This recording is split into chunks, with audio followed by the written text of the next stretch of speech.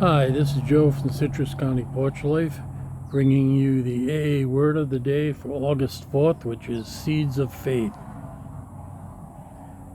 And this is a quote from the 12 Steps and 12 Traditions.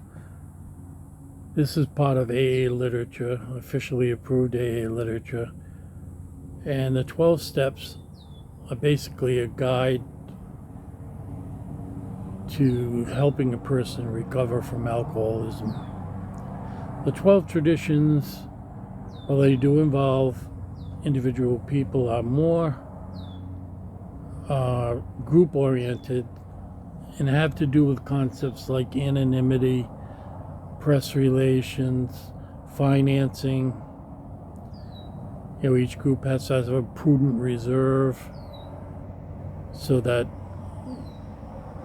they'll save some money and have maybe like 3 months worth of rent for the facility that they use, if they do charge rent. Each group gives to central service. They give to the national headquarters. So it involves things like that, the 12 traditions.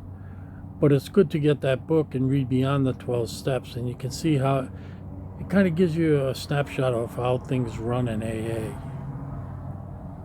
And the commentary is from the Daily Reflections.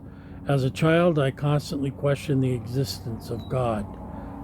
To a scientific thinker like me, no answer could withstand a thorough dissection until a very patient woman finally said to me, "You must have faith." With that simple statement, the seeds of my recovery were sown.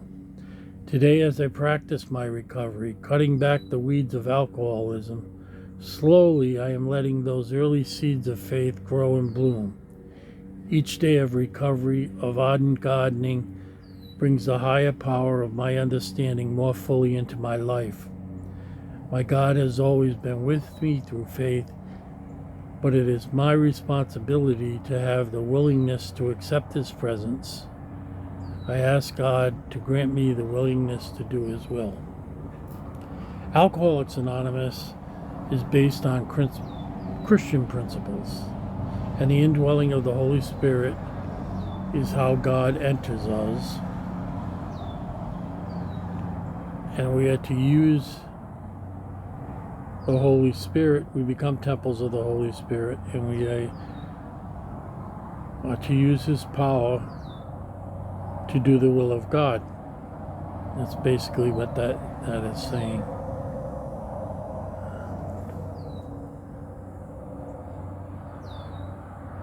So it's tough to do it without a belief in God, because what are you doing all this stuff for? To be a good guy? You want to fulfill the will of God. To know, when I was a little kid, the way they put it in our catechism, I went to 12 years of Catholic school, but like when you're in the first grade, we would say, to know, love, and serve God in this world and be happy with Him in the next. And this willingness to do His will is actually service.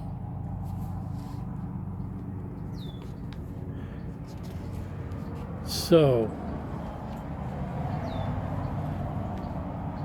and if you want to read more on the indwelling of the Holy Spirit, you can read Paul's letter to the Ephesians, and he discusses that in detail. When I was growing up, I said, Paul wasn't a real apostle. He, he's Johnny-come-lately, because he really didn't do much preaching while Christ was alive. I'm sure that he would have signed the death certificate if he had the chance. He approved the stoning of St. Stephen. But on that road to Damascus, we don't know exactly how God revealed the truth to him, but I think it was a direct transference. It wasn't, he didn't learn it in reading. It was a revelation from God Himself. for him to know all the intricacies of the faith, the indwelling of the Holy Spirit. Because to most Jews in that day, that wasn't really, there was just one God. It wasn't a triune God. So his words are very cogent and very applicable to everything that we do in trying to become sober and serve God. And that is the word for today.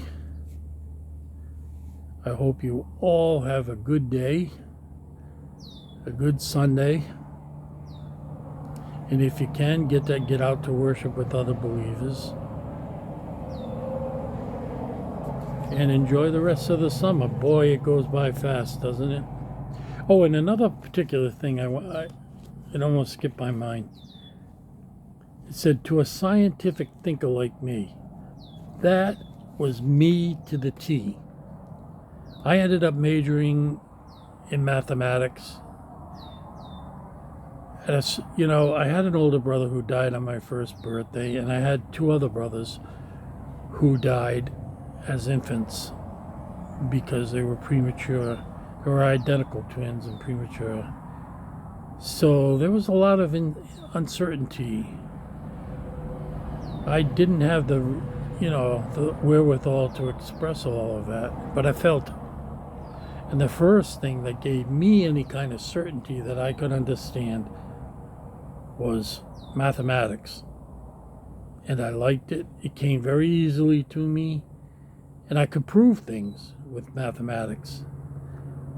And so I had that scientific thinker mind.